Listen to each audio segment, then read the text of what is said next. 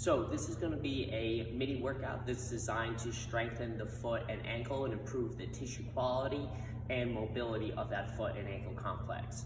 So what we're going to start is we're going to start with rolling out 3 different areas, and the first area that we're going to start rolling out is the bottom of our feet. So you can either use lacrosse ball. I really like the golf ball here because of this small surface area. I can put a lot of pressure on the parts of my feet, but really any type of small ball that you have. Baseball works, softball kind of works, but maybe a little bit too big. But you can kind of play around with it and see what works best. So I'm going to take the golf ball here. I'm going to put it right underneath the bottom of my foot.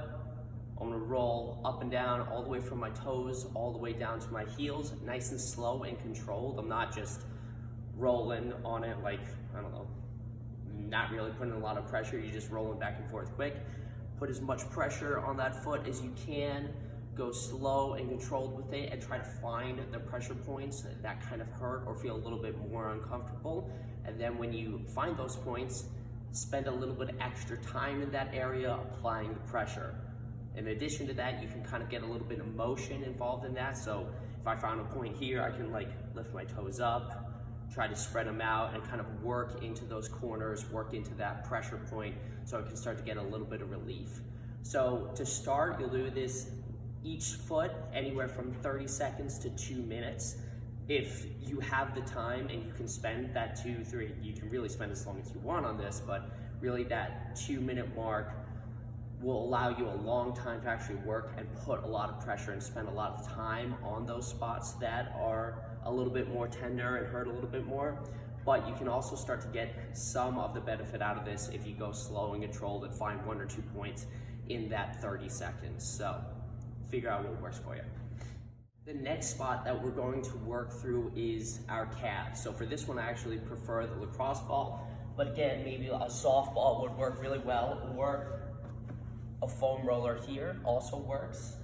But what I'm gonna do is I'm gonna put whatever implement that I'm using right underneath my calf, and then I'm gonna cross my other leg over so I can apply a little bit more pressure into that calf. So then similar to the foot, I can roll all the way up the whole length of the calf, so all the way down from your heel, like Achilles tendon area, all the way up to right behind your knee, right in that muscle belly.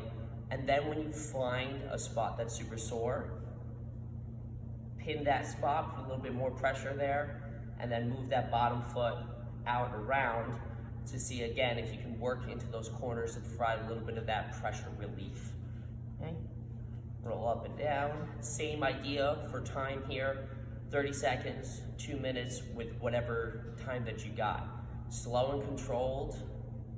You can go back and forth. You can hit the side of that calf a little bit more too, and then same rules apply. If you find a spot that's sore, move that ankle up and down and around to try to work a little bit deeper into those pressure points.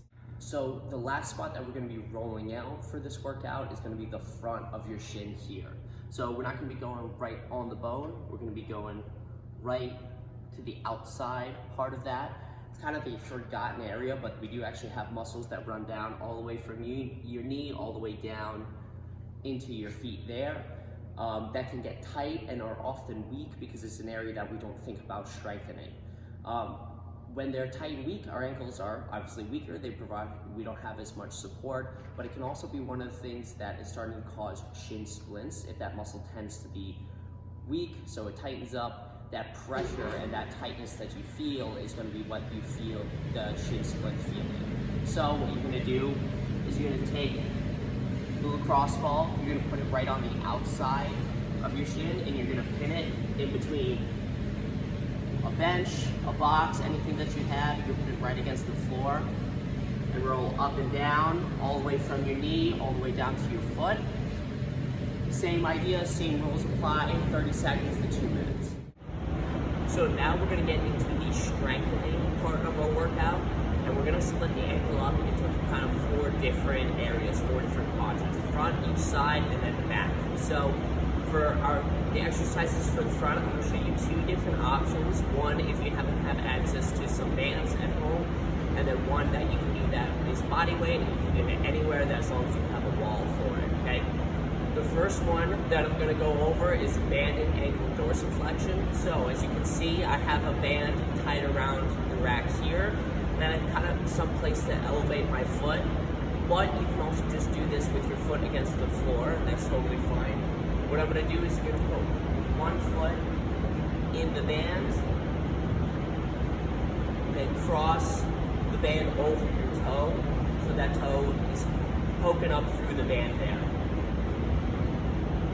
Scooch back so that your ankle is just hanging off of the bench wherever you're sitting, and you're going to point your toe at your nose while you're keeping your knee straight.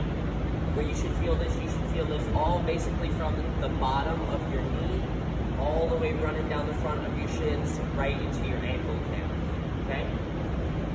You're gonna do this for either very high reps or an extended period of time, so either sets of 50 or 100 reps each side, or sets of 1, 2, 3 minutes each side. Basically, the goal with this is that you have to go for a long time, you have to get a lot of reps in, and you have to fight through that burn, okay?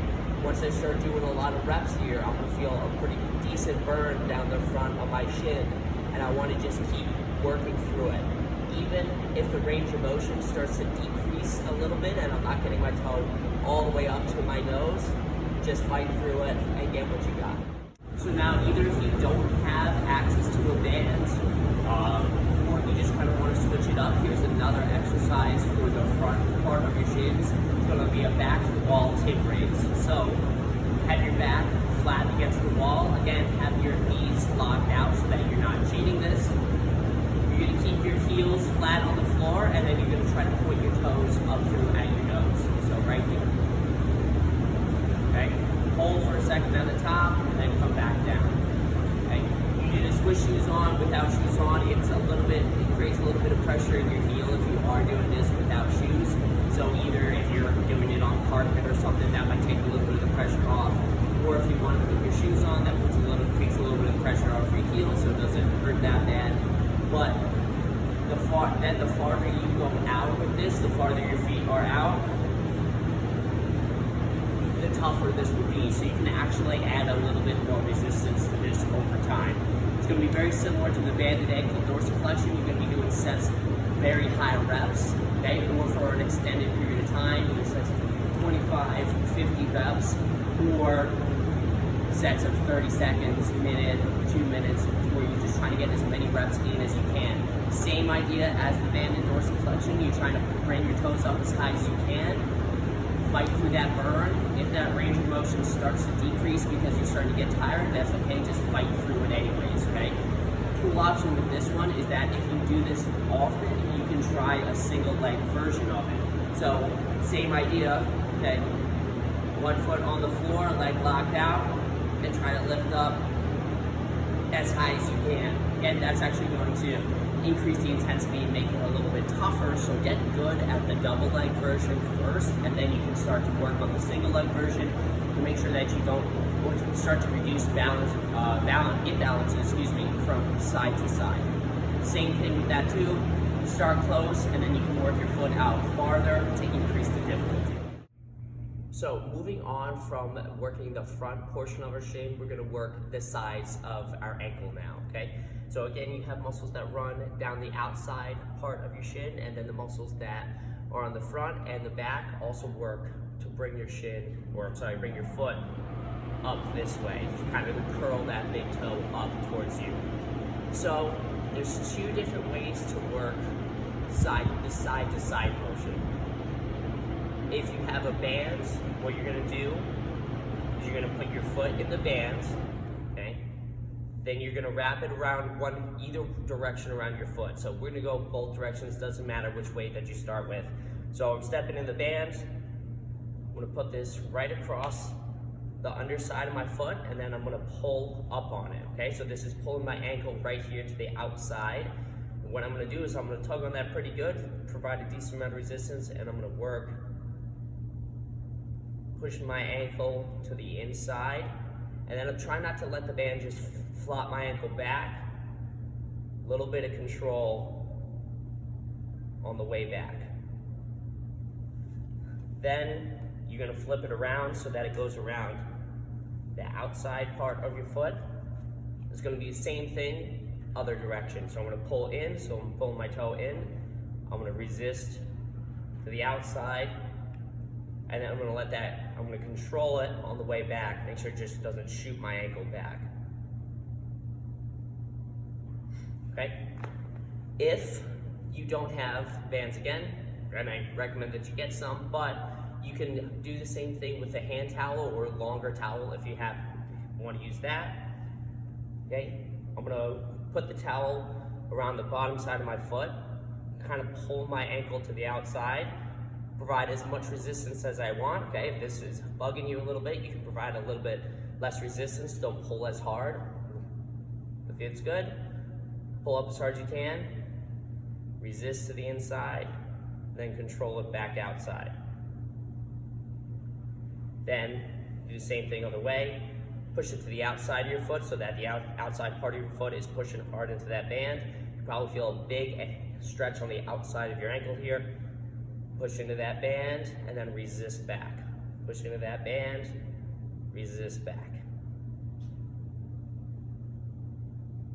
Okay. Either way, you're going to be doing high reps again. You should be noticing the theme here, high reps for our ankle. If you're using the band, sets of, again, you can do 25, 50, sets of 100, that's great. Sets of 10 to 15, depending on how much resistance you're providing with the towel. If you're really pulling on that pretty hard, you can do sets of 10, 15, 20, and get a decent amount of benefit out of that. If you want to use the band, higher reps there.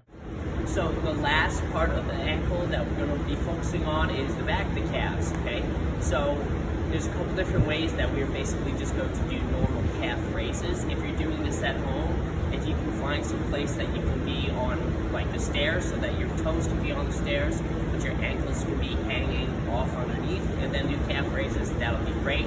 I'm going to be using a slant board here. If you have something similar to that at home where your feet can be up on a slant board, that would be great. You're going to find some place to hold on so you don't fall over, because this isn't really a stability exercise. This is more strengthening and increasing our abilities, our calf's ability to produce force. So, again, whether I'm on the stairs or a slant board,